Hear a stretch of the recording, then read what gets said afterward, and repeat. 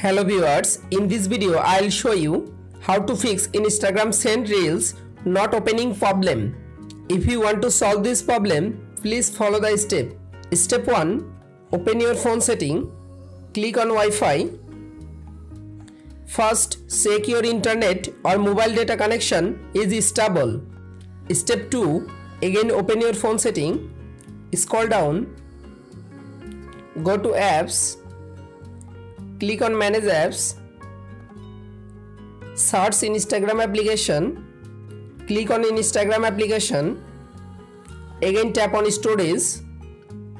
Tap on clear data. Click on clear cache data on Instagram application. Step 3. Open Play Store and update your Instagram application latest version.